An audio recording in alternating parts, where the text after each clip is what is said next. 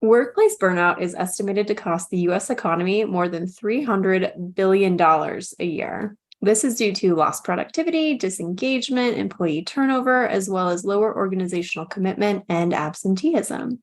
In previous episodes, we've talked about the fact that burnout is often the result of compounded workplace stress and things like unclear expectations, chaotic environments, poor communication, too much work and too little appreciation, micromanagement, and lack of support. So today we're going to take a look at burnout from a leadership and management perspective. More specifically, we're going to talk about how we can identify burnout symptoms in our colleagues and team members before they become a problem. Hey everyone, my name is Rochelle. And I'm Jeff. And this is Burnout Banter.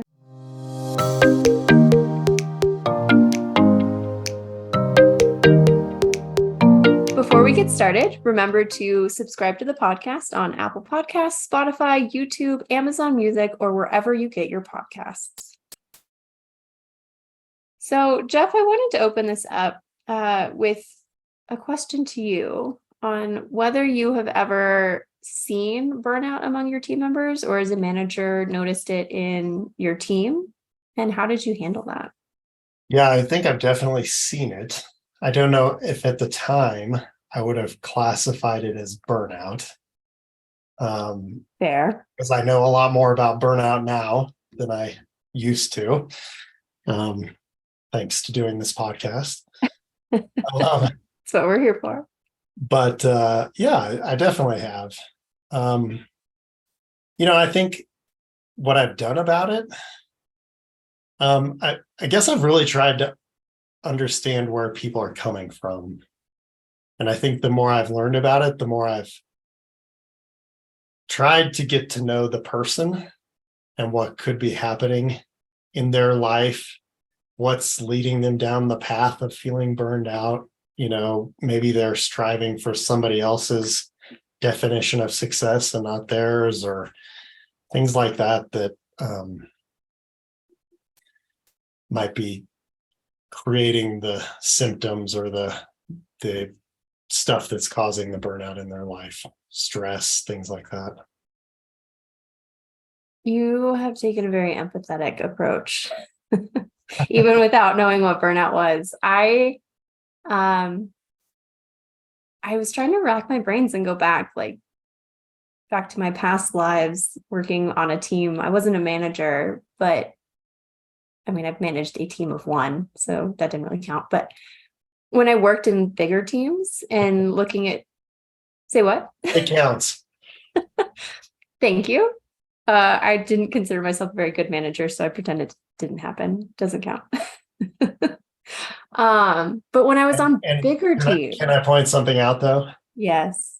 You manage the delivery of a proposal, which requires a ton of management and leadership, even if you're not leading other people directly. I'm just saying. That is a fair point. And thank you for pointing out that I did that thing that proposal people do, where I just kind of dismissed all the things that I do because it's just my job. Now you've got me thinking, I was only specifically thinking of marketing and proposal team members that I've seen burnt out, and now I'm thinking back on the engineers and the architects that I've worked with, and I can definitely, thinking back now, see the burnout symptoms in a lot of the architects specifically that I've worked with, who are juggling so many projects, and engineers I work with now, some of my clients who are so stressed when they can't make their deadlines for me for proposals.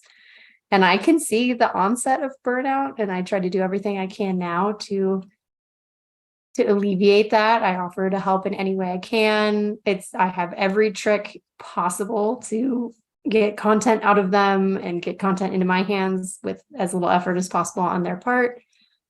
But way, way back before I knew what burnout really was, when I was burnt out and had no idea, and seeing it in my team members, it often manifested as emotional outbursts, or just I remember watching one of my team members just sit on Facebook for literal hours at her desk. And I was like, how can you get away with that? And I was upset because her work gets passed to me when she doesn't finish it, because I was reliable.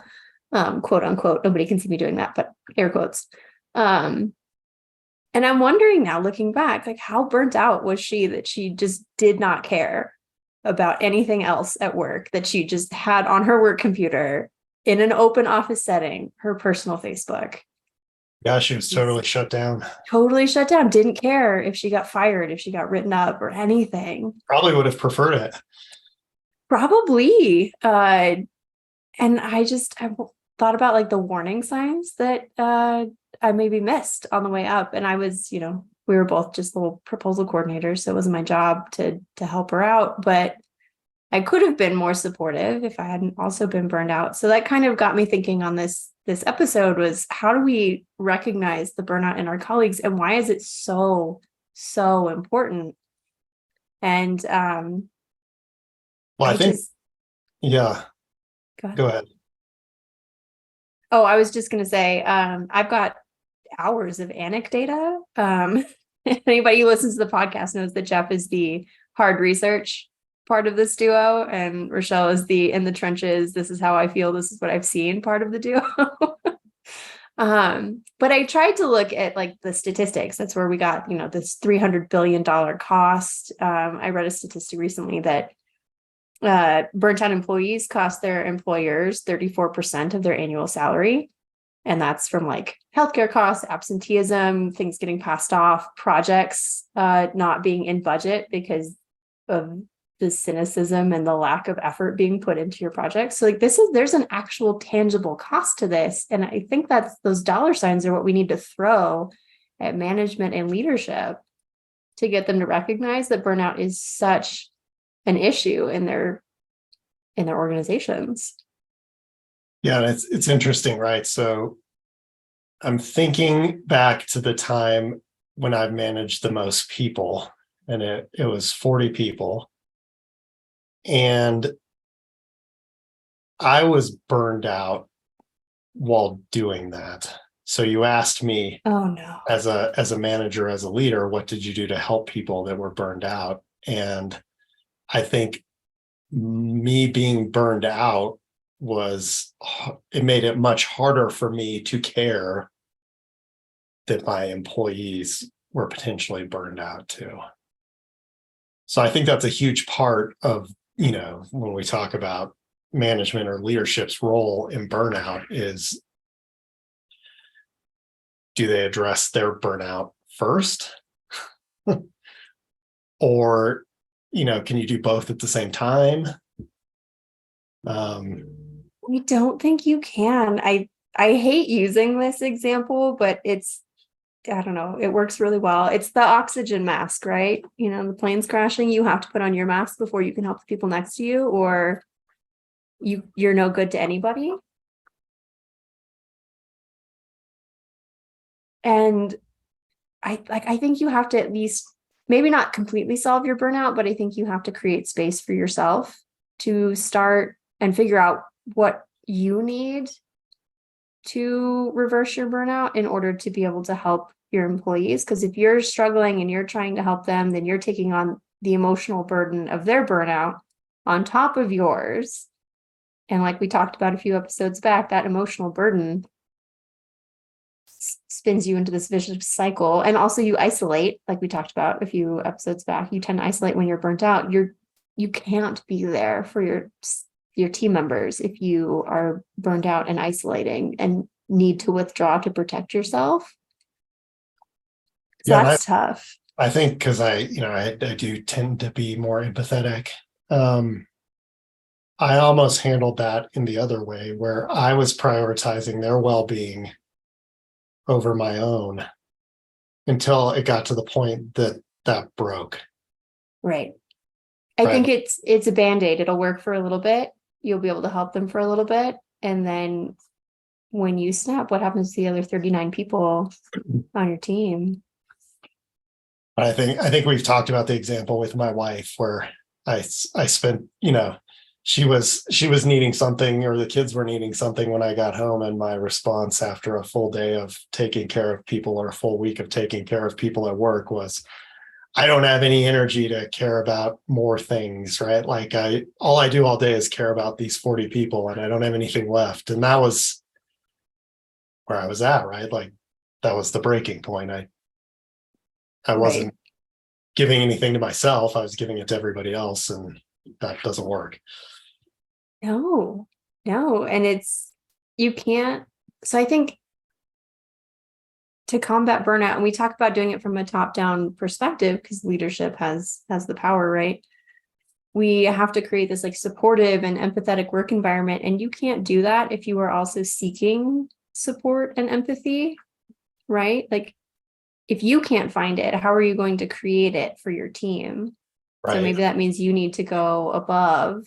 And if you're struggling with your own burnout, you might not have the tools to identify the signs of burnout in your colleagues early enough to intervene and provide support. Like you'll probably notice it when it's too late. This is usually when our employees get put on like a performance improvement plan, which is essentially a corporate death sentence, Or right? they Or they leave.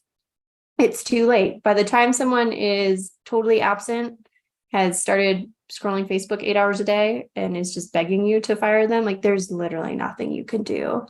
So, what are some things that you think we can look out for as managers? You know, assuming that we are not burnt out and we've handled our burnout and are looking to create a culture of empathy. What should we be looking for in our teams, our colleagues, our partners, even our leadership? Like maybe we need to also look up and make sure that they're okay so that we can then top down create that culture of a empathetic and supportive work environment. Yeah, I mean, I think if you go back to the definition of burnout that we talked about last time, right? It's exhaustion. What some signs that they're exhausted? Maybe yawning. Oh no, I yawn all the time. I'm also apparently I think we always burnt established out. last time that you were exhausted as well. So, not feeling effective at what they're doing, right? So maybe they're complaining about their ability to get their job done, blaming Mhm. other people for why they can't get their job done. And then I guess with the disengagement, the cynicism, um, I know when I've been burned out, if somebody was looking for what to look for, it would have been that I wasn't executing my job. Yeah, that's a big one. And I didn't really seem to care. So that would be something else, right? If somebody's starting to miss things or not be doing as good of a job, maybe they're in that place, right, where they're potentially feeling burnout.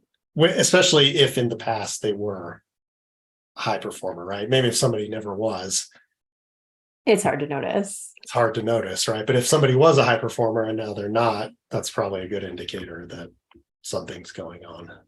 Yeah, those behavioral changes are super important. And I think, you know, a lot of companies have like annual performance reviews, and it's all about productivity and commitment to the company. And maybe it needs to be less about that and more about, you know, we've noticed that this is kind of your work style. This is like maybe there needs to be a less quantitative component to that, where it's a good opportunity to check in on this is how you've been functioning in your role. And we've noticed over the last year, you've changed how you've functioned in your role. Like you've started missing QA/QC checks, or you are no longer engaging in weekly team meetings, or you seem to always have a reason to not be in them. You haven't come to a single employee like appreciation event.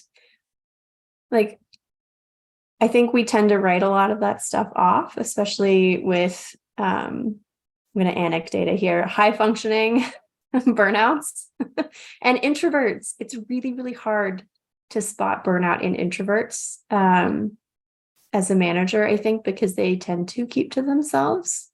And that's where that kind of emotional outbursting starts to happen. Yeah. And because we are often also stressed out ourselves, we just don't have the patience or the empathy to deal with that. But that's a huge indicator that your fellow introvert team member is stressed if they start emotional outbursting. Yeah, no, that's a good point. And it does, I think ultimately it comes down to behavior change, right? If somebody was this way and now they're a different way, something's going on, right? If they did attend company events and now they're not, Right. something's going on. I'm going to throw myself under the bus here. In leadership meetings, I would typically be pretty engaged, but at the point when I was burned out and we would have leadership meetings, I wanted nothing to do with it and would intentionally not interact and I would try to find like ways to like meditate or do something where it just like would pass the time. I was that out of what was going on. I'm sure people noticed, but again, did anybody say anything? No, right? Probably It's that not. behavioral change that you're looking for ultimately. I tried to schedule proposal printing during mandatory town hall meetings. So like everybody would flood into the lobby and I'd be like, oh, sorry, this is due tomorrow. I got to go print it. And I just go hide in the printing room and work on my proposal with my headphones in because I just could not deal. And part of that is my introversion. Being around people is exhausting. But part of it was that was just another thing that I didn't feel like I needed to be a part of. I didn't want to be a part of. I didn't care about. And that hour alone in the print room by myself was like a little bitty recharge for me, which should have been a huge red flag for myself, but it wasn't. My manager didn't notice either. They just chalked that up to Rochelle being weird. So, you know. I'll try not to touch that one, but but even right, like for an introvert, if they're engaged in what's going on and engaged in the company, they will participate in things. It's just going to be tiring for them, right? Yes. Or they might show their engagement in different ways. Like I remember helping with planning for some of the stuff or like designing posters for some of the employee appreciation stuff. I had a blast with all of that. It was just the actual attending that was exhausting to me, but all the support stuff was great and creative. And when I stopped doing that, should have been an indicator to anybody who was paying attention, but nobody was, or nobody knew to pay attention. This was 10 years ago. So, and I think the other trap that we can fall into is writing that off as they're just busy. That's huge for proposal people. They're just busy. busy. It's okay. They're just busy. That's why they're doing this, or they're just busy. That's why their quality's dropped off a little bit, right? And so I think we can excuse the behavior and potentially miss the burnout by putting that, I'm using the air quotes now, busy tag on on somebody's behavior. It absolutely happens. We were talking about non-compliance this week in one of my other roles, one of my other lives, and a lot of them were like uncharacteristic mistakes for a lot of proposal people. Most people that we were talking to have gone 15 years with maybe 3 non-compliant proposals ever, and all of a sudden they have 2 in the same year. And that's a sign of burnout when you start making these uncharacteristic mistakes and overlooking important details, routine tasks. Like you start to autopilot those as much as possible because it's your routine, you're burnt out, you're just skating through, you're just surviving. And that's where we tend to make the most mistakes when we're burnt out. And that's a big sign for managers to look out for. Like, you forgot to update the date on the cover of this proposal. It says maybe it's the template default, like February 12th, 2018.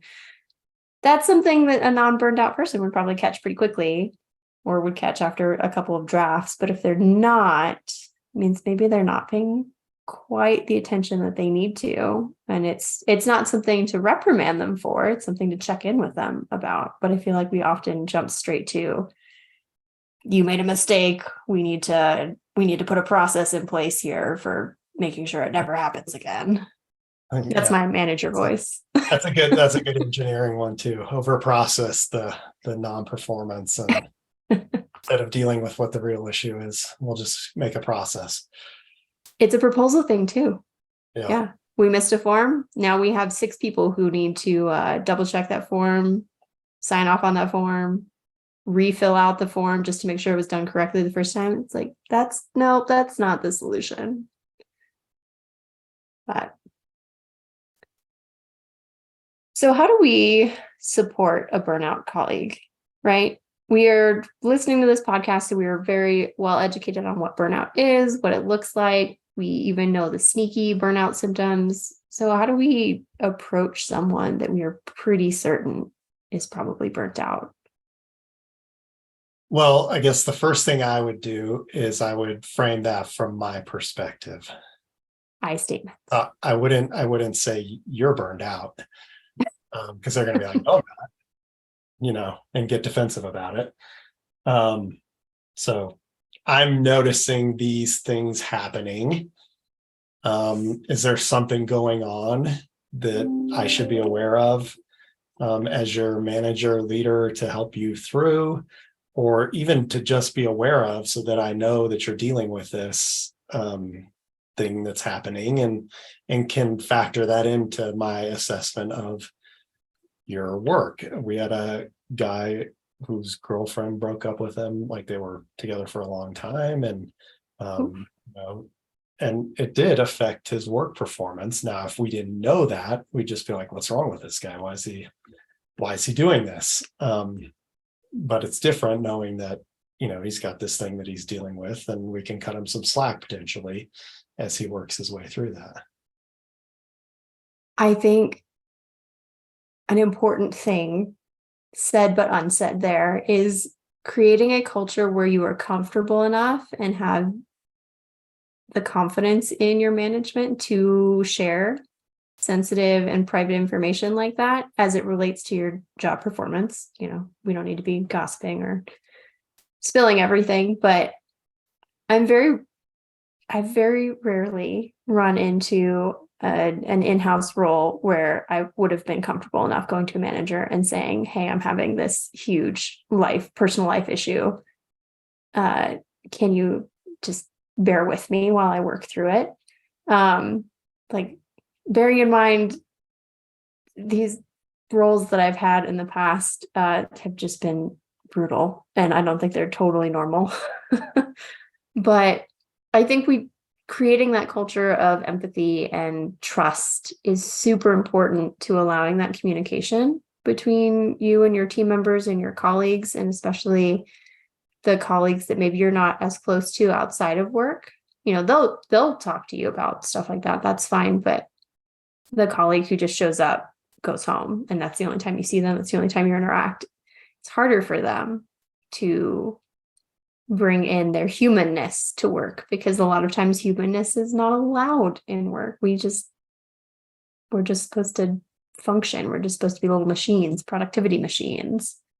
So that is, I think, a very old school way of how to lead and how to look at a company as like a machine that just churns out a product or something.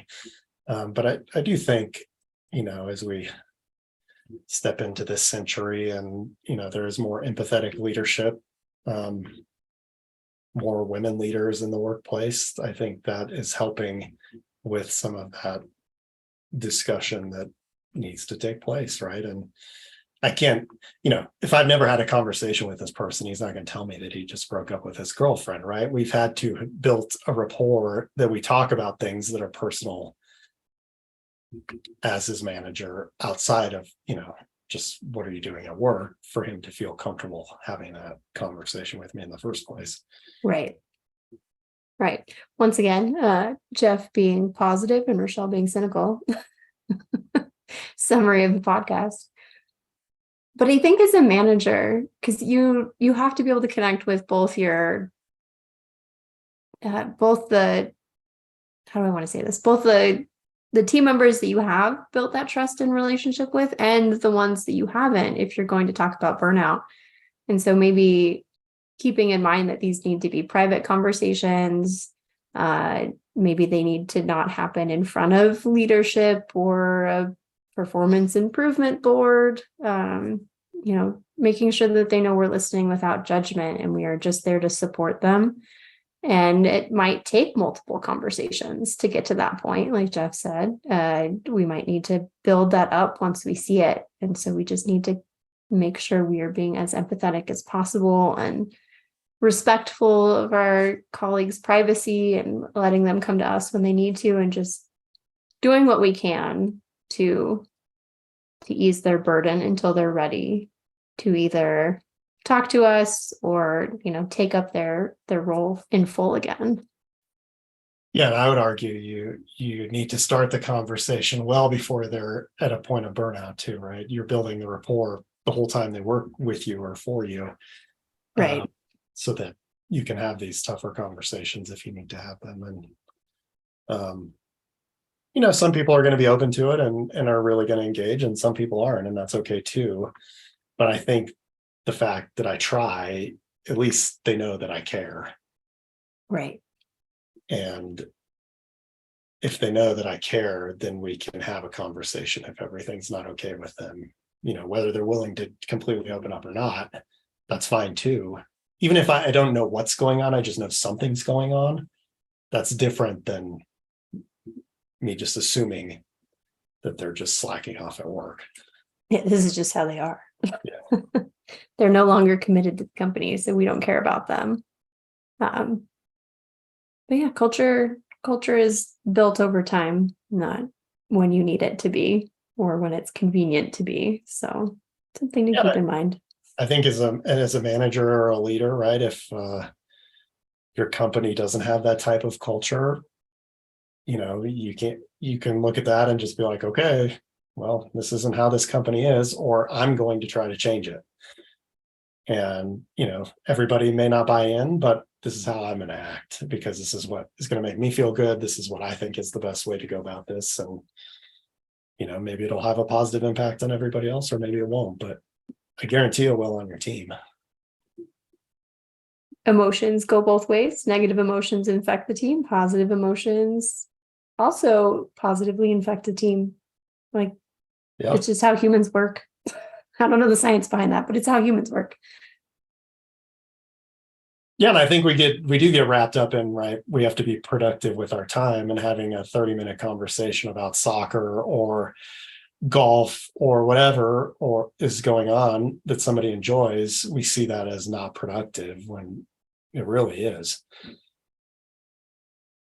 Yes, we talk about this often, how taking care of yourself, self-care, is productive for you. It doesn't necessarily have to be productive for the bottom line of anything.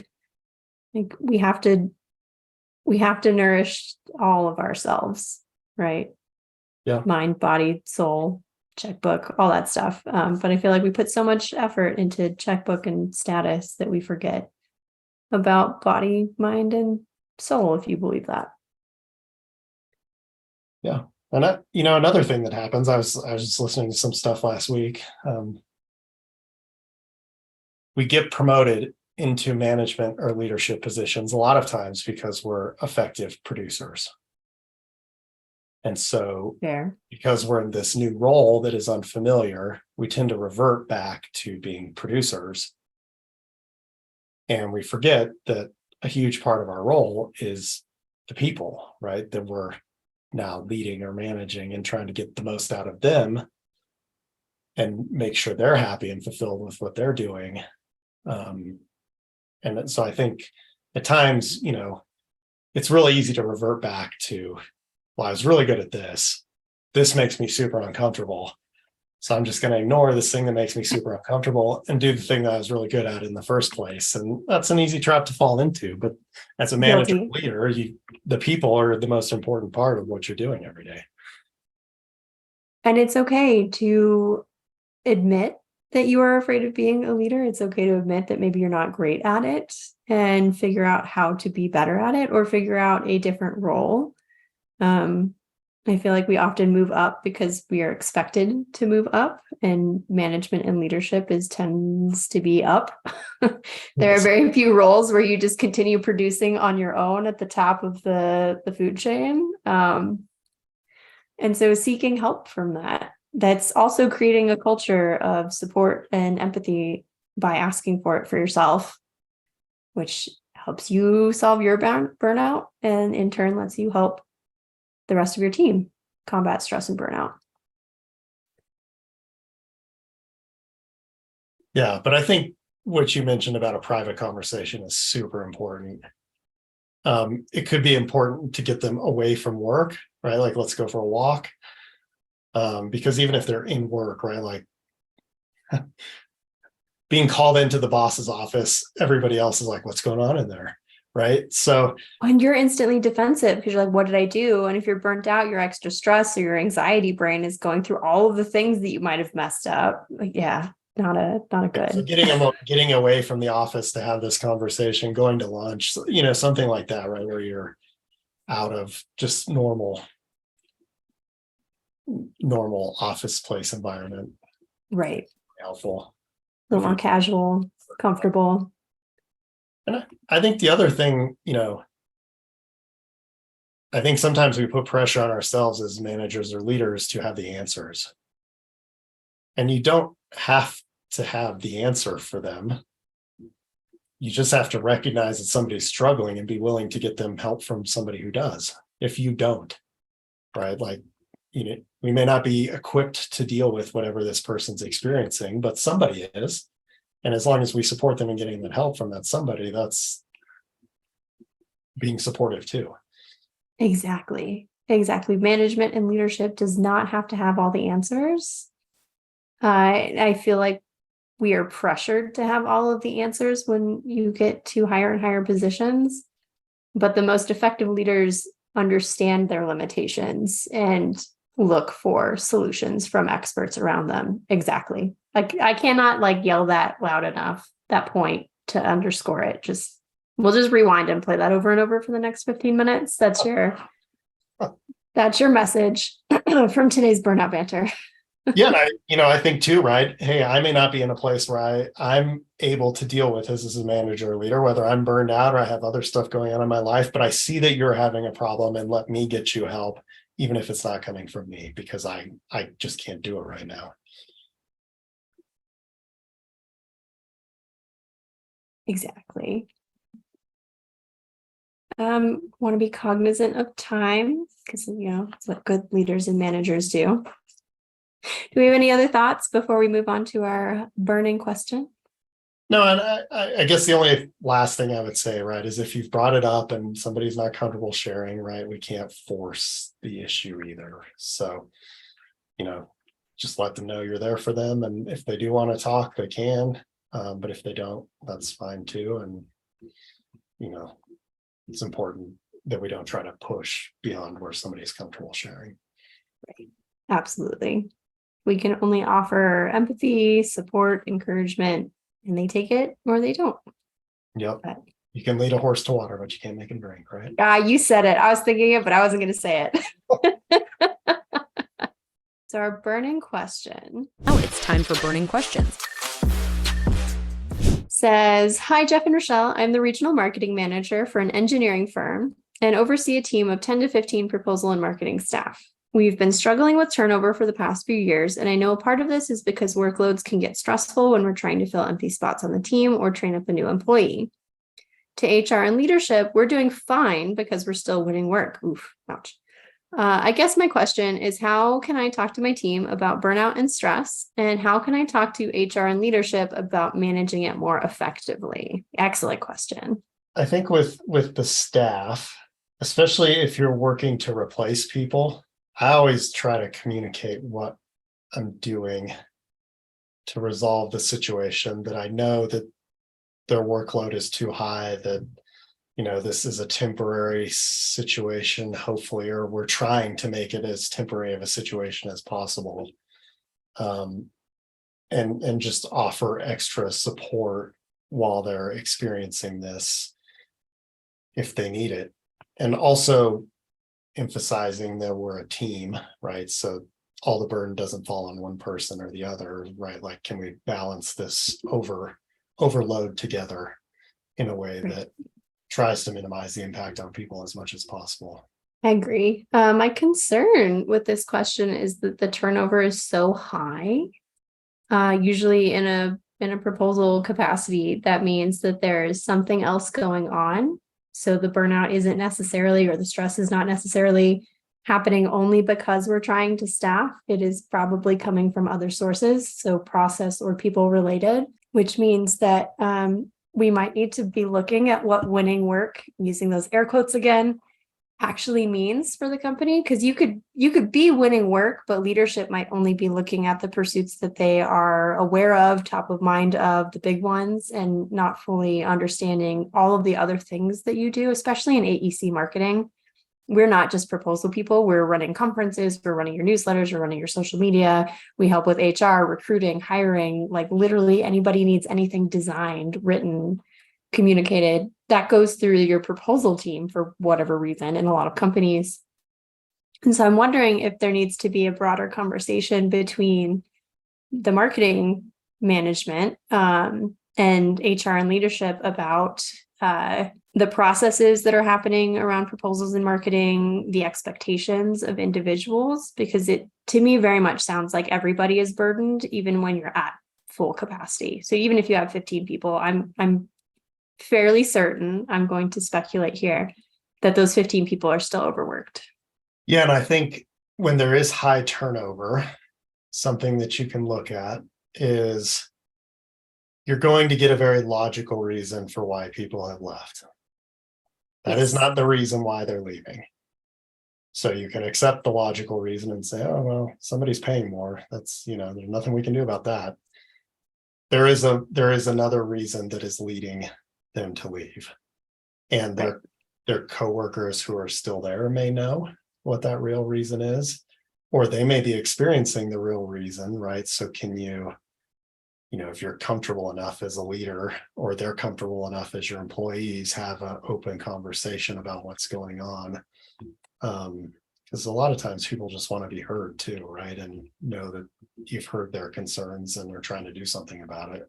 Brainstorming session on how things can be made better, or, what's causing people to leave or something like that. Yes. Example that comes to mind, I don't know if I've talked about it on the podcast before, but I know I've talked about it. I worked with a client, an engineering client, and the marketing manager was having a really hard time talking to leadership about staffing and why she thought they needed at least 3 other people just based on the workload that she was seeing, and they wanted data. And so she went into their, I think they were using Deltek. She went into like their whatever time management system was to pull hours and see how much people were working, and was shocked to find out that the tracking system stopped recording after 40 hours. So none of the proposal team or the marketing team's additional hours worked during the week were being recorded. And that's how HR and leadership were justifying not hiring.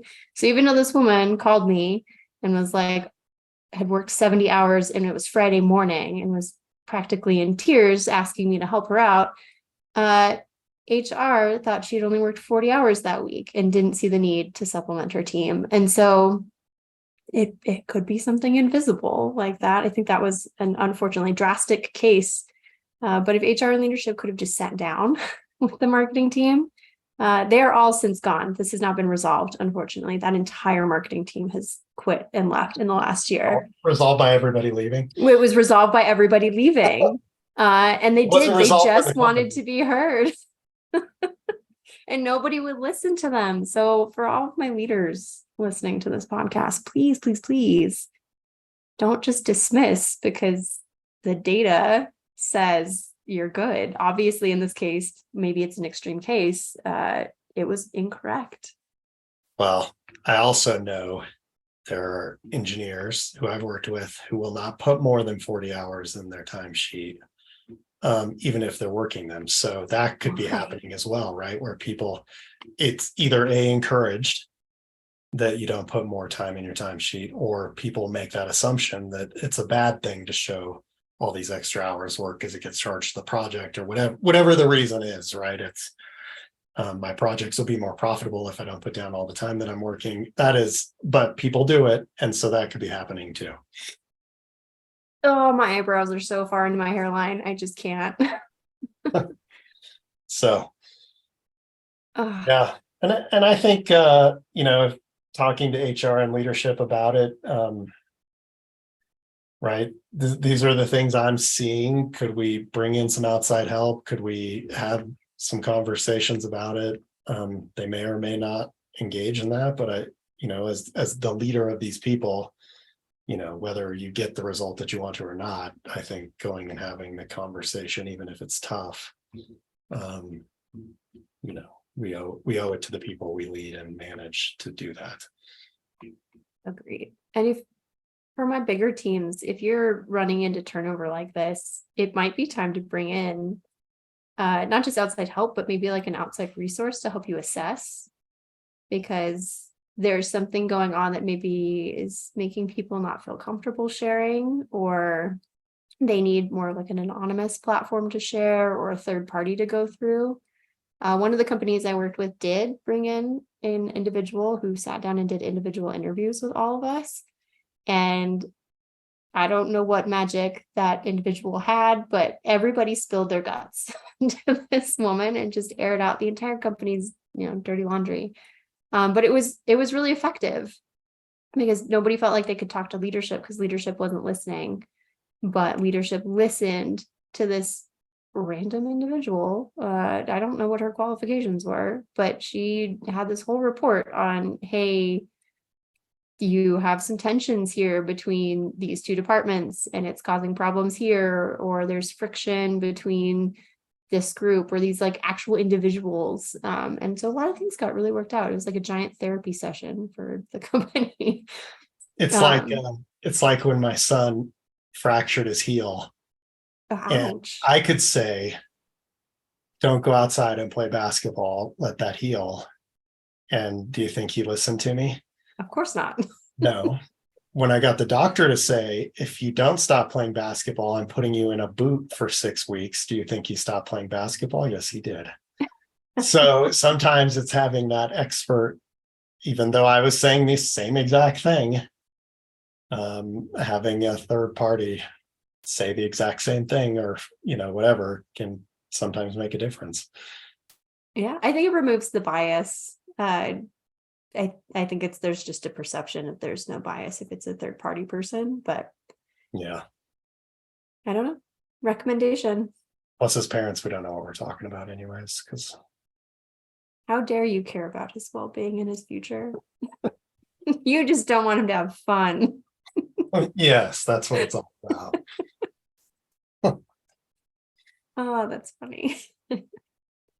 Any final thoughts on our burning question? No. I wish them well. That's my final thought. Good luck, regional marketing manager. Friendly reminder that if you have a burning question, you can email it to us. We anonymize the heck out of it and put it on air to answer for you. You can email that to us at burnoutbanter@gmail.com. And also, friendly reminder, don't forget to like and subscribe to the podcast wherever you listen: Apple, Spotify, Amazon Music, YouTube, or anywhere else you can get podcasts. All We'll right. see you next time. Take care. Bye. Bye.